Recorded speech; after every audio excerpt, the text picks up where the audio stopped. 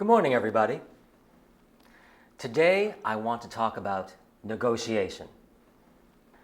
First, I'd like to talk about why negotiation is so important for business, and then we'll talk about different approaches to negotiation. After that, we'll talk about some techniques for negotiating successfully. So, why are negotiation skills so important? Every time you need to resolve a problem or reach an agreement with other people, you need to be able to negotiate. We need to negotiate every day with our coworkers, our boss, and people from other businesses, right? So negotiating is a skill that you will use often as a professional. And knowing how to negotiate well will help ensure your success in business. The problem is that many people are not very good negotiators. That's because many people perceive only two approaches to negotiation: the hard approach and the soft approach. If you are a hard negotiator, you are concerned with winning, with reaching the decision that is best for you. You are not very concerned about the other person or your relationship with that person. Hard negotiators will concentrate on getting the decision they want. They won't stop until the other person agrees. In the end, hard negotiators may get what they want, but they may hurt their relationship with the other person, and that person may not want to work with them in the future. So in contrast, soft negotiators are more concerned with avoiding conflict, avoiding disagreement. They give in quickly because they don't want to have conflict with the other person.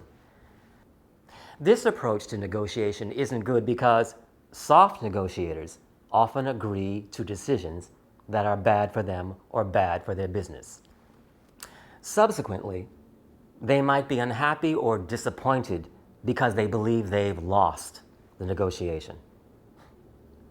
So, instead of a hard or soft approach, successful negotiators, like myself, take a win-win approach where there isn't a winner or a loser. In the win-win approach, negotiators try to confer on a decision, to agree on something that benefits both sides involved. They also try to keep a good working relationship with each other so they can continue to work together in the future. So how do you suppose they can do this? How can you negotiate a solution that is a win-win for both people? Well, there are two important techniques that will help you to do this. The first technique is to listen and to understand. To listen and to understand each other's side of the problem. The second technique is to work together to reach a solution that is good for both people. Let's look at an example. Imagine you work for a company that makes clothing. To make your clothing, you need to buy fabric from another company. Now, let's say you like to buy fabric from Joe, because his company makes good fabric and they sell it at a fair price. But recently, you've had a problem. The problem is that Joe's company has been late sending you the fabric that you need. This is causing you problems because then your company can't make your clothing on time. So what should you do? The first thing you need to do is to make sure you understand each other's side of the problem. To do that, you need to listen carefully to each other. So first, you should listen carefully to Joe's side of the problem. Joe might say, "Oh, we're having problems with output because the machines at my company are so old," and so on. Don't interrupt him or talk about your side of the problem. Instead, just listen and make sure you understand him. After you have heard and understood the other person, you should explain your circumstances. When you do, don't blame the other person for the problem. If you blame the person, they may get angry and may not want to talk to you anymore. One way to avoid blaming someone is to use I statements. That means you start sentences with the word I instead of you. So don't say to Joe, you are causing us problems.